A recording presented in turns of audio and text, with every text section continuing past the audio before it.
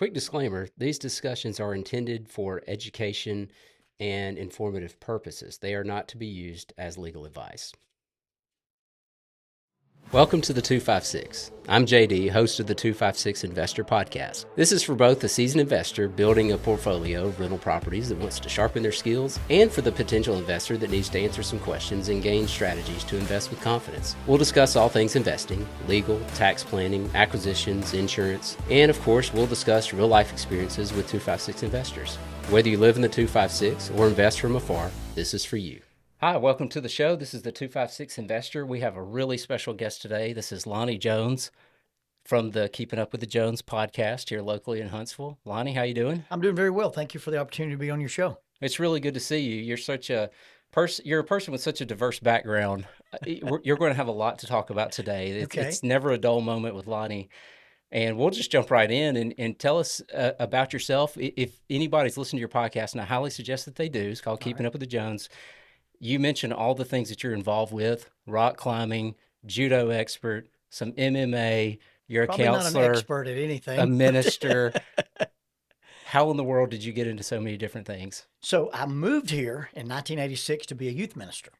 And when we got placed at our church, we found out there were like 12 high schools represented. And there were a lot of problems that I was not trained for. I was trained to preach, not to minister. And so I asked the guys that were in control, we call it a board of elders, if I could study psychology instead of go to youth ministry seminars. And that turned into a master's degree, which turned into a license. And then I went into private practice to be like a self-supported minister. And some of the stuff I do as a therapist involves adventure-based therapy. I got involved with taking kids rock climbing and rappelling to help them with self-esteem, overcome fears. I wrote a protocol called transition management. It's where you go from a stable place to a stable place through a scary place, and we use rappelling to do that. And then that got me involved in ropes courses and different things like that. I didn't play stick and ball sports as a kid, so I goofed around with self-defense, and I got involved with the Brazilian Jiu-Jitsu crowd, and I play around with that some. And then I started podcasting a little bit. I used to write a little bulletin article for the church, and I called it Keeping Up with Jones. Stole it from my brother, who wrote an article of the same thing, and basically just used that same type of format to do the little talking head podcast that I do. We tell stories. The stories have facts. Facts lead to concepts. Concepts lead to applications. And so we just take something that you see in life and kind of make a learning model out of it. And that's what we do with adventure-based therapy, experiential education. So it just kind of naturally flowed into that. Okay. Is everything you're doing today group-based, or are you doing individual counseling still? I do individual counseling Monday through Thursdays. I see people I've got a small little private practice between Drake and Airport Road. And then I do corporate training. I'll do some team building stuff. We don't have the ropes course anymore, but I have some portable elements that I'll carry to the boardrooms and stuff. And then I do de-escalation training. I started doing that with the police. Chief McMurray asked me to be involved in their CIT program. And then I do de-escalation, crisis intervention, colleges and corporations and different things like that. And were you a member of the SWAT team, or you were like the chaplain of the SWAT team? I am a police chaplain, which is we're all volunteers. I'm one of about 17 individuals who gives their time to the city. But 33 years ago, I got assigned to the SWAT guys. And so I train with them every week. I'm on call with them. I go where they go, but I don't do what they do. Sure. I've got a Ninja Turtle vest with no ammo. So, I just ride around on the big black truck and hang out with the guys. And they let me do some cool stuff. They trained me as a negotiator and some different things like that. But I'm embedded with the team, but I'm not a police officer. I'm not a shooter. I'm not an operator. I just hang out with these guys and have done so since I was 29. Wow. So pretty cool, yeah. Best of both worlds. You get to be really close to the action, but not enough to be in danger. Right. Necessarily. And I can help sometimes with just various things. I'll train tomorrow. We meet tomorrow at 6:30 and we'll PT. I can PT behind them. I can't PT with them anymore. They're all half my age and twice my size, but it's still good. Keeps me in shape, I think. Well, how did you, with so many different things in your background, how did you get there? Was it like through a process of failures, or did you just start eliminating things? I just always have had a knack for being able to take something I was good at and share it. And then in some cases, people find value in that, and it turns into an opportunity to turn it into a business. And sometimes I just do it to do it. You know, a lot of the adventure-based therapy I wasn't making any money with. Just, find kids that had poor self-esteem or lacked confidence and just take them rock climbing, take them rappelling. And at some point when you go one-on-one or in a small group, you say, now you've climbed, uh, I'm going to climb, so I'm going to trust you. And a child who's never been given responsibility or trust, that's life altering for them. And I was doing that way before I was into psychology. I was just doing that as a youth minister. And then once I learned it had some value with the adventure-based therapy, and after having a license as a therapist, I kind of incorporated that into my practice. Okay. Was it through any experiences you had growing up, or you just saw that this is a need that needed to be filled and you were good at it and you ran from there? We had a lot of guys that were mentors for us. Guys that lived on farms, and I remember when I was 14, a gentleman would let me go work with him in his cabinet shop once a week. The summer I was 14, and it was not about building cabinets. It was about work ethic. It was about strength. It was about planning, and that silly country song says, and he thinks we're just fishing. Well, I realize that you can do a lot of things with people in a different environment and have an impact they don't even know they're getting. Sure. I mean, this is a podcast, obviously, for real estate investing and investing in general. And I think a lot of people kind of start somewhere. There's a lot of failures in this business, and that's really the only way to get from A to B to C is learning through some failures. Have you gone through, or I assume you've probably counseled a lot of people who've kind of got stuck in that gap where they can't get through the failures? Yes, sir. A lot of times people, when life doesn't turn out like I expect it to, I suffer loss. And so this is expectation, this is reality. Grief will fill that gap. And oftentimes, instead of looking at what avenues opened, they can only see the one thing that closed. And it's pretty binary. People with neurotic perfectionism tend to fall into that. They if I didn't make $1 million, I failed. Right. Well, if you didn't go bankrupt, you didn't fail. And in some cases, even if you went bankrupt, it put you in a different place or made you work harder.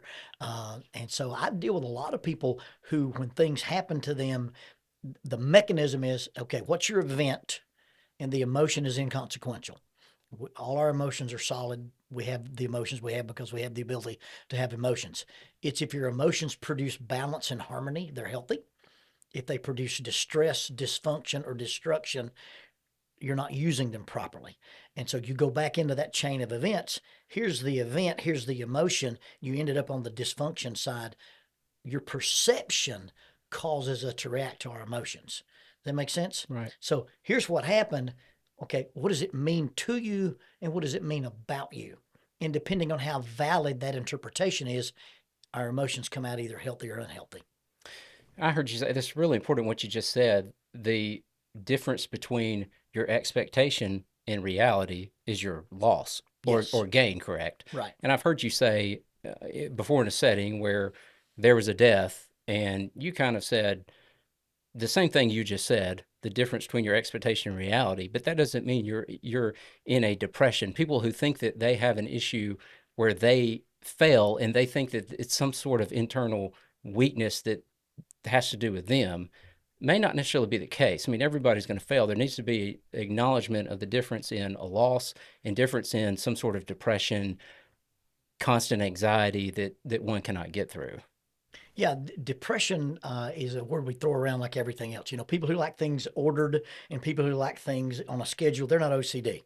Okay, but Right. we use that term. Our children right now, anytime anybody feels uncomfortable, they're suffering anxiety. That's not actually the definition for anxiety.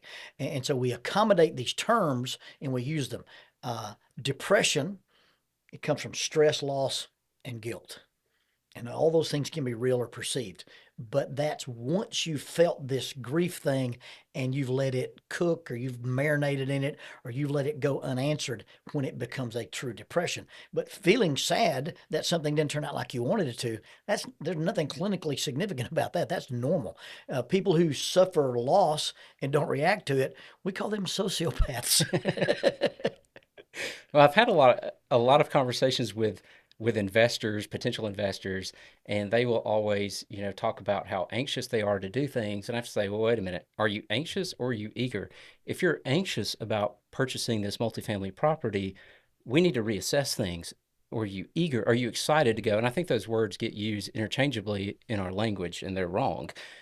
Anxious means not an unhealthy, but an apprehension towards doing something, some sort of an anxious feeling, obviously. And eagerness is, I'm going to run toward this and do the best I can. So I have to have a lot of that conversation with a lot of people. And I think those two get used interchangeably. But when you're going to tackle something and try to achieve some goals, there needs to be a sense of eagerness and not necessarily anxiousness. So, are you familiar with the phrase state trait anxiety? I have never heard that. Okay. So, the state describes what's happening to you physiologically, the trait is the label you give it. Nervous and excited are exactly the same thing physiologically.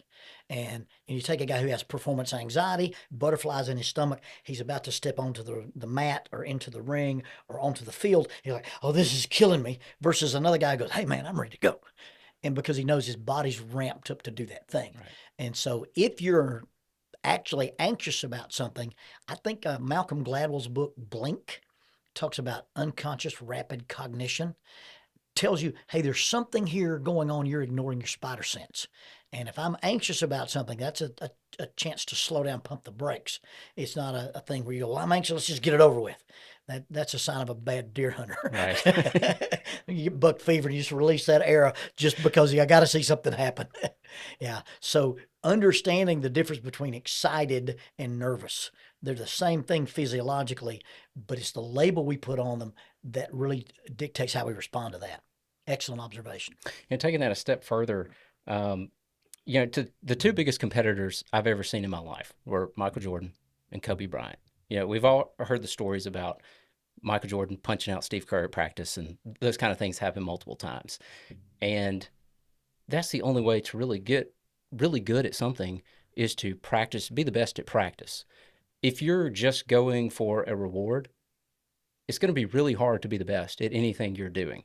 I'll try to make this make sense. When I used to buy houses when I was younger, I've been doing this for 20 years. I would purchase a house. There'd be a really big rush. The next morning I'd wake up and I think, oh my goodness, what have I done? Can I get my money back somehow from this? Because what if something goes haywire with the remodel process? What if contractors don't show up? What if I get through that? What if nobody wants to rent this house and I have no income and I've spent all my money on this thing that I'm really depending on working out for me? And that's the process I went through for nearly 10 years. Oh, wow. But the latter 10 years, and I've heard people, talk about this. If you're just chasing the reward, that's what you're going to get. You're going to get this really big high, and then you're going to come right down. And now it's become more of well, I bought this house. This is part of the process, and I'm going to finish out this process, and I'm going to rent it out, just like I've done a million times before. And I was at the dentist this morning, and they said, what are you doing today? I said, well, I'm buying a house. I went straight from the dentist to a closing. I purchased a rental property. And they said, well, that must be really exciting. I just went, not really. It's just kind of another day. It's the same as yesterday and the same as the next day is going to be for me. Because at this stage, I'm no longer just chasing that reward because I know what it's going to leave me with the next day. And for anybody who's an expert in basketball or judo or academics, you've got to learn how to go through the process. You've got to really learn to enjoy the process, the journey, and not just lean on the reward at the end of it. And that's why mentorship is important. A guy just getting into the real estate business doesn't understand the ups and downs and the highs and the lows. If I had to have my transmission replaced, it's a life-altering event for me. The dude at the transmission shop does, 3 or 4 a week. Right. Well, somebody comes to my office for marriage counseling. It's the first time you've been in trouble in your marriage. I've seen thousands of marriages that were having difficulties. And so finding somebody that can normalize the process is super important in networking, having mentors, attending classes and workshops. And even, like you mentioned, the athletics, there's performance-based coaching and there's outcome-based coaching. Outcome-based coaching is, did we win the ring? Did we get the championship? Did we get the belt? And there can only be one of those every season. So if you don't get that, you failed. Versus performance, did we get faster? Did we get stronger? Did we improve our cardio? Did we learn to work better as a team? And that eventually will lead to the outcome. but performance first, outcome second. And so as a real estate investor, you learn this was good, this was bad. I did it too fast, I did it too slow. I had a feeling in the back of my head that I didn't listen to. All those things are part of learning the process rather than focusing on the product.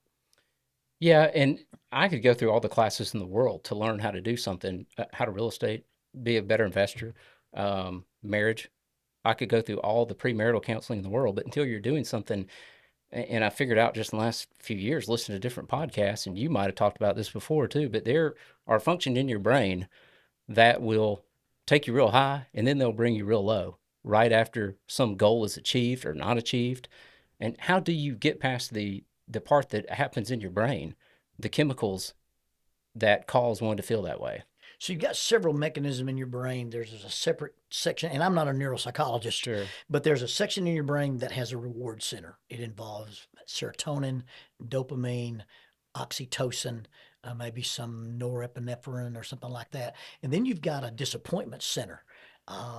There's a GABA, and that's a long word for there's two primary hormones that deal with disappointment, and one is an excitement one and one is an inhibitor, and the ratio between those two is how severe the disappointment is. And so when you're on that roller coaster and those structures going, the first thing that people get in trouble with is, if you're familiar with the bell curve, Mm-hmm. okay, the bell curve basically tells you that 68% of everything is going to be what? Average. Standard. 68% of your life is going to be Wednesday. Yeah. Okay. Only a few things in our lives are going to be Saturday. Only a few things in our lives are going to be Friday night. But if I think that everything and every day has to feel that way, I chase that. That's the fuel for all addiction. That's the fuel for all compulsions. And that's the fuel for lots of disappointments, because the separation between ideal and unacceptable sets you up for a high and a low. You know, in my world, ideal is this back wall. Unacceptable is somewhere across Sparkman Drive. And if I'm in the middle, I'm having a good day.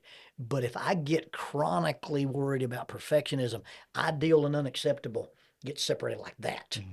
And if I didn't do it all, I didn't do any. I didn't double my money. I lost everything. And that's what happens with the highs and the lows, is we get addicted to those chemicals, and those chemicals peak and crash, not because the chemicals are misfiring, but because my definition of what is success and failure doesn't have a big spectrum. It has a very narrow. In some places, we call that neurotic perfectionism. If that makes sense. How do you deal with young people now who they're getting all of this thrown at them at such an early age? You know, I can stream something whenever I want or jump on social media, and you talk about highs and lows, and everybody's compared to everybody else. So if I get a chance to do training just with young people, or like I do a parenting seminar or something like that, we talk about emotional intelligence. And emotional intelligence, this is Daniel Goleman's book, Emotional Intelligence. But we talk about how much insight do you have into your emotions? And that's the first thing. Can I experience an emotion, and can I label it? Knowing the difference between frustration and anger, aggression and fear, all those things. And understanding, are my emotions information or are my emotions instruction? Most young people think that to have a feeling is to get a series of instructions and to do something. I'm 62. I'm going to start listing on my bio frequent urination. I can't drive anywhere without having to stop and pee. So, I'm connected to a cell phone like everybody else is. So I'm driving home from some speaking event, and I call my wife. Hey, I'm stopping at a store. She knows why. All right. 35 minutes later, I get back in the truck and say, hey, honey, I'm back in the truck. What took you so long? Well, there was a sign on the restroom that said clean restrooms. And I had to get a mop and a bucket, steal some rubber gloves. And she'll say, you moron, the sign doesn't tell you to clean the restrooms. The sign tells you the restrooms are clean. Most young people who are dealing with emotional dysregulation don't understand the difference in the signs. So the first thing that happens is I recognize my emotions. Now, once I say, okay, I've got this feeling, and emotional control is not having the feeling. Anger management is not, I don't get mad. If you've never been mad, you've never driven in Madison. Okay. Sorry for all those people who live in Madison. But anger management is, I'm experiencing anger. What's my response to it? I failed in an investment. I should be sad about that.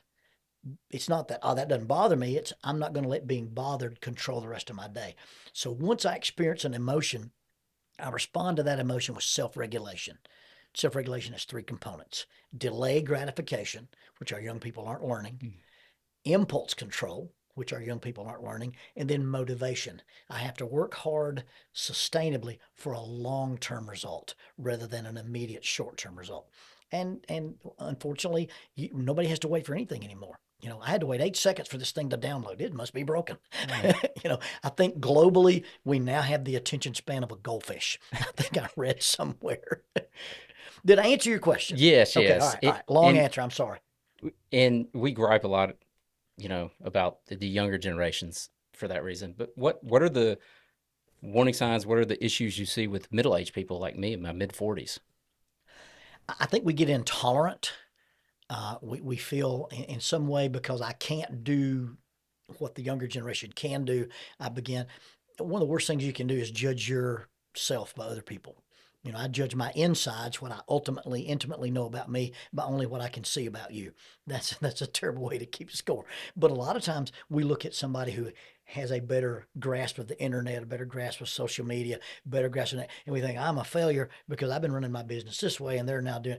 And so it's that all or nothing ideal and acceptable. Well, you're learning technology. Here you're a guy, you say in your 40s, Mm-hmm. and you're doing a podcast. Well, that's unheard of. I know.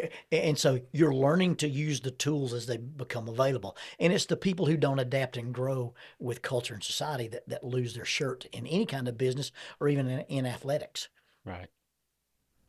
And I'm sure you've worked with a lot of addicts and people with real issues. I mean, what separates normal people like us from addicts? Uh, the addicted brain seems to be way more susceptible to the extremes of highs and lows. Uh, Typically, a person who's dealing with some kind of addiction, and I separate myself from the 12-step program. If you're in a 12-step program and it's working for you, hats off to you. It's about 8% effective across the nation. Mm. It's a urban myth that 12-step works for everybody. It works for 8 out of 100 people. Wow. And the reality of 12 steps is relapse. So the first thing you got to understand is that probably most people who struggle with substance use disorders have something based in trauma. And they're trying to create a feeling that they've never had, or they're trying to stop a feeling that they don't want. And so once I link anything, shopping, porn, gambling, smoking weed, popping pills, drinking vodka, to a survival mechanism, it becomes labeled as survival, and it's hard to extinguish. Does that make Mm-hmm. sense? So, and a lot of times it's not A plus B equals C. I'm a 17-year-old kid. Me and my buddies go camping, and when we go camping, we smoke weed. That's what 17-year-old boys do, okay? But on this particular day, I came home from school and my stepdad said, "You can't go camping tonight. You didn't do the thing I told you to do in the barn, and you're going to do it right now." Well, he feels powerless. He feels trapped. He feels helpless. And then Saturday night, he's still mad at dad, but he gets to go camping and he smokes weed. Well, the brain said this feeling and this feeling cancel each other out. And smoking weed gets married to bored, stressed, hungry, angry, lonely, tired. And in that subconscious or non-conscious part of the brain, you didn't even realize it happened, but your brain just said, when you feel this way, you do this. And anytime you feel that way, because the brain takes things that are similar and treats them as the same. So a person responds to stress or powerlessness or loneliness or fear or anxiety with this thing that worked one time in an isolated event. But those chemicals are so strong. You get a shot of dopamine and the brain says, "We want more dopamine." And the brain doesn't care what it was. This made us feel this way. And the brain will say, "Remember this? It leads us to this to make us feel like this." That's why it becomes super strong. And so really, I believe addiction or substance use disorders are all linked to some type of trauma. And I don't care what you're using. I want to know what you're feeling when you make the decision to use. And if you can treat that feeling and remember that original trauma or that original instance, I think you can treat addiction very well with that. Yeah. Do we underplay how powerful addictions are? Absolutely. Absolutely. There's a reinforcement schedule that, your brain says this is survival. And if it works, it gets repeated. If it gets repeated, it gets ingrained. And once it gets ingrained, I don't have to think about doing it. Think about, are you familiar with myelination of your nerves? Nope. So anytime you do, hitting a baseball, catching a ball, dribbling a ball, anything you do, every time you do a repetition, you get an increase in the myelin sheathing on your nerves. Now, the myelin sheathing is what allows the neural processor to control movement. There's no such thing as muscle memory. Your muscles don't have memory. Your brain has memory. But every time I do something, the myelin sheathing increases the efficiency at which my brain can do it. And there's 4 stages to competency. If you're going to teach me how to swing a golf club, I start out with unconscious incompetence. I suck and I don't know why. I swing this thing and I can't make this little ball go straight. Well, then you start telling me what I'm doing wrong. Now I have conscious incompetence. I know I shouldn't shift my hips. I know I shouldn't shift whatever. Then you move to conscious competence. I have to think about it to do it. Well, after 10,000 reps, maybe. It really depends on the intensity and the quality of your reps. But as a general rule, after 10,000 reps, I get unconscious competence. This thing just happens. So when a guy, does a switch with his hands dribbling in basketball and you play enough basketball, you immediately respond to it. You don't have to think about it, that rapid unconscious cognition. Well, once you've repeated something so much that it gets ingrained, it becomes you. Well, when I'm sad, I drink. When I'm angry, I take a pill. When I feel out of control, I smoke weed. When I'm overwhelmed with problems and I'm a 14-year-old girl, I cut myself. All those things, nobody could look at you and go, well, I drink when I'm angry. It's unconscious and they just do it. And yes, we underplay the power of that mechanism because, nobody ever thinks about A plus B equals C. This is just the way I've always acted. Well, that tells you how deep-seated that is. Mm. Yeah, I don't think we talk about that enough. And I don't know how many people I've tried to tell younger people than me. One of the best things you can do if you're trying to do what I've done, be a real estate investor, any kind of investing, that kind of thing, just stay away from the addictions. The bad alcohol, the drugs, the whatever it is. I think we've all got addictions. I've got addictions. I can't sit down for more than like an hour. I have to, that's my cure for, I've just got to go do something with my hands. I got to walk around. I got to run. I got to sweat a little bit. But I don't go get, a 6-pack and then go to my bedroom. I don't think that is explained enough to people how damaging that can be from an early age. Well, anything that you're trying to, quote unquote, self-medicate with, a general rule of thumb is a quick result will also have very short shelf life of sustainability. I could change my physique with steroids, or I can take 2 years and change my physique. At the minute I quit using the steroids, it goes away. But if I have a lifestyle change, now we don't like, because of the society we live in, long-term results. We want instant gratification. Well, that's the problem, is anything that changes my mood that doesn't take hard work, it's not going to last long anyway. And then it becomes repetitive.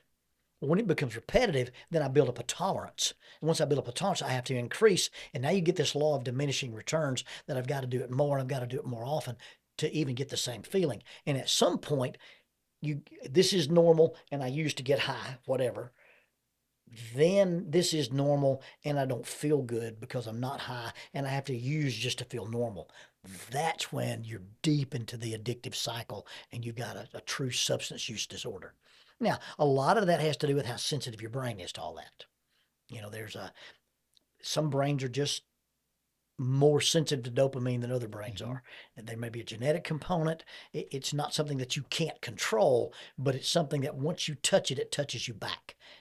And we don't know why that really is that difference in certain people, but it's a true medical thing. Although I'm not in the club that says that, substance use disorders is a disease. Because I have some morals attached to that. And I don't think we're held accountable for things that we're not responsible for. I agree. Okay. How much of our U.S. population uses work as addiction, or work is an addiction for them, and they just overwork to no end? And I don't know that I know the statistic, but I know that one of the things. Are you familiar with the Eisenhower Box? I don't think so. You're It's throwing a lot of I'm new things sorry. at me I'm today, sorry. which is why you're here. I've got this brain that collects this stuff. That's why you're here. So random off the subject story. I'm at this conference this weekend, and an apologist, a guy with a doctorate in theology named Kyle Butt. I don't know if you know who I do. Kyle is. Yeah, yeah. Kyle's a good friend of mine. Yep. Well, he's given some sermon illustration, and he talks about Dastardly Dan and Dudley Do-Right.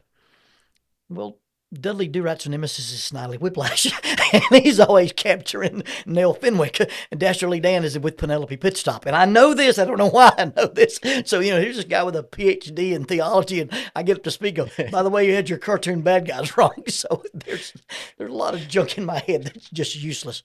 But the Eisenhower Box is a decision-making metric that Eisenhower came up with, and I stole from Stephen Covey. But you have important, not important, urgent, and not urgent. And then you make a cross between them. And so you have 4 boxes: urgent and important, important but not urgent, urgent but not important, not important, not urgent. And you make your decisions based on how you use your time, your money, and your energy there. It makes sense? Mm-hmm. Now, when I read that for the first time, I was like, that's cute and it's nice. But I really didn't use it much. But I went to a tactical medic class. So I was a chaplain for 7 years with the SWAT team, and it dawns on me, you're a glorified mascot. You have no purpose. I got a Ninja Turtle vest with no bullets. You don't really have any function. So we didn't have a doc on the team then, and now we do. Dr. Roni Najjar, who's the chief of trauma at Huntsville Hospital, responds with us, and Mark Eich is a ER doc that responds with us. Now, before him was Dave Huff and Rich Colvin, but we've got these guys that volunteer their time as our medics. Well, we didn't have one at those times, so I went to this class. Well, I get down to this class, and I'm thinking, I'm going to learn to do IVs and hemothoraxes and pneumothoraxes and field tracheotomies with a pencil, the cool stuff. And, they taught us bleeding and breathing. So, I spent $1,000 in 4 days learning how to tie tourniquets and do chest compressions. And so I talked to the guy running the thing. I said, they're pretty expensive class for what we're teaching here. He goes, in your environment, in the urban environment, you have 2 things, bleeding and breathing, that have immediate consequences. And when he said that, my brain broke. Things that are important and urgent have immediate consequences. Well, that leads to things that are important but not urgent have delayed consequences. Things that are urgent but not important have perceived consequences, and then things that are not urgent, not important have 0 consequences. The people who are addicted to work, the people who are addicted to productivity, have urgent and important as more important than important but not urgent. And that's where they swap. Now, if you look at that, hey, here's a guy who takes things that have perceived consequences and makes them more important than things that have delayed consequences. This box, urgent but not, important but not urgent, you're going to pay the piper. Do you work out? Do you sleep? Do you manage your blood sugar? Are you investing? Are you saving money? Are you spending time with your wife? Are you spending time with your kids? At some point in your life, you're going to pay that check's going to be cashed. And people who take urgent but not important perceived consequences and make it more important than that are out of balance. Well, now you think about delayed gratification, impulse control. That's that bottom box too. Both those theories describe the same group of people who are dysfunctional. So people who are working, why are you working 90 hours a week? Well, so I can have a house that I never spend time in, or a lake house I never go to, or a boat that I never drive. And learning to balance that is really, really important to mental health and physical health. That's a long answer. I'm sorry. No, it's good. I think it's a problem with a lot of people. And I was there most of my 20s and midway through my 30s. I had a job, and then I'd go home and I'd work some more. Yeah. And, they were 80-hour, 90-hour work weeks. I don't know if you've ever read the Loretta Lynn autobiography. No, I haven't. Or John Fogerty's autobiography. These are artists I really like. Now, so I like Fogerty's music. I don't care much for Loretta Lynn's music, but if you read John Fogerty's book, you won't like him as much. All right. But they all talk about how much they had to work and how it just became, especially Loretta Lynn talks about just how difficult it became to work so much. And I think Steve Martin wrote a good book about it years ago called Born Standing Up, about the same thing, of how you just become a robot and you kind of lose everything that you did it for. There's no enjoyment anymore. And in Fogerty's book, he goes through he was writing his last album that won him the Grammy after all those years and all the fights he had, the legal stuff with Fantasy Records. And then he goes on to write this Grammy Award winning album, and he lets his wife talk about the experiences. And he basically locked himself in a house that had a roof issue, and a leak formed, and water's pouring into the house. And he is still sitting there recording and refining his music for a couple years. Looks like a homeless man with literally the place is just covered in water, and he's still working on this album because he cannot stop. He's so obsessed with it, and kind of getting back at the record company, and obviously a really unhealthy place to be in. Oh man, With yeah. extreme overwork. You mentioned a Malcolm Gladwell book, so I'll bring up another one. I don't remember the name, which one it was in, but he talked about the 10,000 hours required to be an expert, and mentioned Serena Williams and the tennis practice from, the time she was a little girl, and the Beatles playing in all the little nasty bars and stuff, but they put so much time into it that they became really good. That's why they were so successful. They spent so much time, the 10,000 hours required to become an expert in that field. But how in the world do you separate that from overwork and obsession? How do you find a balance there? So why am I doing this? Am I doing this to provide, quote unquote, better for my family? Well, if you look at love languages, sometimes your wife doesn't want a bunch of gifts. She wants quality time. She wants words of affirmation. Your children need to know who their parents are. And so you got to ask, what's the purpose of this behavior? And is it accomplishing that purpose? And that's with anything. And you understand dysfunction when I'm doing something the same way, expecting a different result, and I don't get it. Well, we define success as this number, or this productivity level, or this education level, when in reality, are you making God happy and is your spouse happy, then you're successful. Nobody else gets to vote. If you make $55,000 a year and you learn to live on 50, you'll feel like you're a millionaire. And if you make $800,000 a year and try to live on 801, you'll feel like you're broke all the time. And so really, hey, what am I doing and why am I doing it? Now, some of those things require some investment. But once you reach a certain point, you've either got to say, hey, I'm almost there, or I need to back off. This is the level I'm going to get. Physical fitness. Again, I'm 62. I've had 12 abdominal surgeries. That doesn't mention the stuff they've done on the outside. And on a fitness scale, on a scale of 1 to 10, I'm a 6. Okay, my scale only goes to 7. But if I'm a 6 out of 10, then I'm always dissatisfied, and I'm working so hard I injure myself. There's some days I go, today's not a workout day. Why? I'm 62 and I'm not going to do this anymore. But you have to ask, okay, what's enough? What's successful? And you get to define that within your parameters. We homeschooled our daughter a little bit. She was born with a learning disability, written languages, reading, and mathematics. And I was self-employed, and I rearranged my practice so that I could get her reading back on the level. And I told my wife, I said, we got the rest of her life to make money. She's going to be 12 one time. Yep. She's going to be a 7th grader one time. And I'm willing to put it on the back burner to take care of this. Now she's 35. She's a photographer, married to a coach. She has 3 kids, highly successful photography business. And I think it was a good investment rather than, I told her, I said, look, you can drive a Corvette or you can drive a used Toyota RAV4. But if you drive the Corvette, I won't be at any volleyball games. Yeah.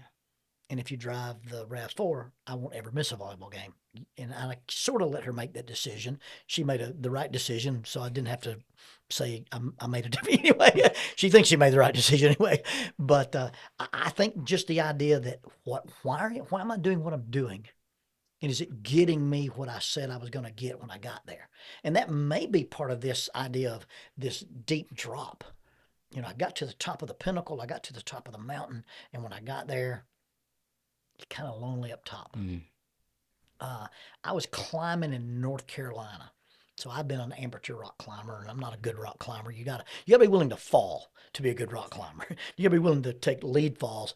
And I'm against having surgery and rehab and all that. But anyway, I turned 30 and I thought, I'm gonna go to North Carolina. I'm gonna do a multi-pitch climb, and I'm gonna give it up because 30 years old, too old to climb.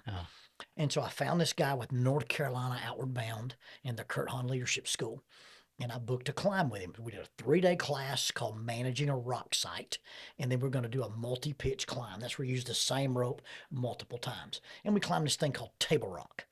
And a pretty good little climb. It's not great. It's not a big wall when you compare it, to Yosemite and stuff. But, 6 or 7 pitches for a kid who grew up on climbing Mount Cheehaw. Pretty serious stuff. Well, we get up on top of this thing, 4,500 feet above sea level, probably a 500-foot total rock.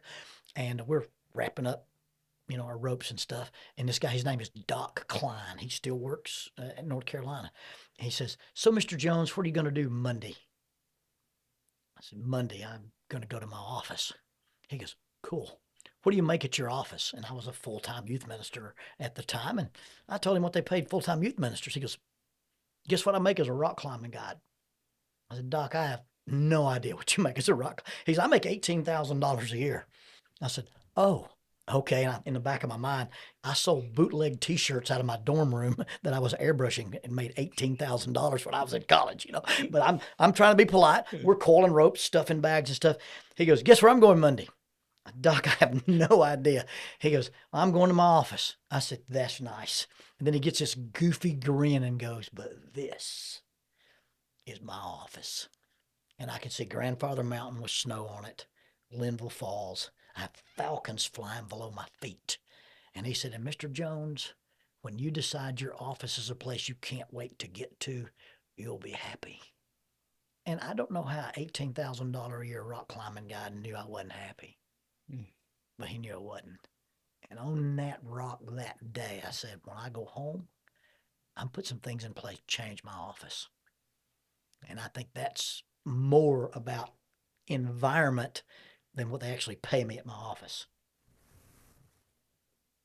Well, I've had only a few talks with you, but I did talk with you maybe almost 15 years ago, and I was in a different career. Okay. And that changed my life. And I went home and said, I am no longer an accountant. I'm going to go do what I'm supposed to do. And So you'd heard that story before. Yep. Okay. Yep. Well, I apologize and for I the repeat became material. a full-time real estate investor, and I got my broker's license, and Excellent. it was off to the races. That's a good deal, man. Do you have a definition of success? Me? Yeah. Mine's kind of cheesy. Is I call it significant obscurity, and it's an oxymoron. That's like jumbo shrimp and Kentucky football. It's things that don't go together. Don't hate. All right. But significant obscurity is I may not be famous. I may not be worldwide. There may be only 100 people who know who I am. But those 100 people are going to be different and better because they hang out with me. And if you can impact, your job not to change the world. Your job to change your world. And if you change your world, your wife, your kids, your neighbors, the people you work for, the people you work with, you're a success because you've taken that opportunity and you've been significant in your obscurity. And I think a lot of times we think in order to impact the world, it's got to be global. Nah, it's got to be that neighborhood, that ball team, that relationship, that little church, that group of dudes, wherever it happens to be. I like it. Thank you. Well, I know we've discussed a lot of different things, but I think it's important to talk about some of these things. I normally have a attorney or an insurance person or a tax person or, somebody who's invested in real estate. I think all these things are very important. And I think these are overlooked, and you're not going to usually hear these things if you're tuning in to see some real estate investor talk about how to get better at what you do. But I think these are very important. And I think what you do is very important. Tell everybody where we can listen to your daily podcast or weekly podcast. The weekly podcast comes out on Tuesdays. It's Keeping Up with Jones, the Lonnie Jones podcast adventure. Spotify, Apple Podcast, iHeartRadio. I usually post it on Facebook, so you can find the link there. We come out every Tuesday. We're starting season 6 in 2 weeks, Lord willing. There you go. And we've been hitting the grind pretty hard. LonnieJones.org is a way to contact me if you want me to speak or do a training at your event or whatever. And then I'm just here in private practice in town, local, and I preach once a month at the Meridianville Church of Christ. Once a month. And they let me do some of that. I travel most other weekends and preach other places. I've got a series that's on their website, 13 Weeks of the Church Talks About Mental Illness. And it's what you need to know about mental illness versus maladaptive behavior. It's not super clinical. It's pretty practical. Well, I love your podcast. They're usually short. I can listen to them on the way to the gym, and it's a great thing to listen to in Well, the man, morning. thanks for listening. Thanks for having me on your podcast. This Yeah, has been great. I've really enjoyed it and love to have you back sometime. Oh, love to do it sometime. All right, appreciate it, Lonnie. Hey, thank you very much. Thank you. Well, thanks everybody for joining, and hope everybody got as much out of this as I did. This is Lonnie Jones. I'm JD. My time's up. I thank you for yours. This podcast is proudly sponsored by 256 Realty, investors helping investors. Visit us at 256realty.net. Big thanks to our production team at AVO Multimedia Services for producing, editing, and providing the music that brings this podcast to life. If you enjoyed this episode, be sure to subscribe or follow the podcast on YouTube, Spotify, Apple Podcasts, Amazon Music, iHeartRadio, or whatever platform you choose. We'd love it if you leave a comment, review, and rating. It really helps us grow and continues to bring you valuable content. And of course, don't keep all this knowledge to yourself. Share this episode with a friend who's ready to level up their investment game. To catch more episodes and video content, visit our YouTube channel at 256 Investor.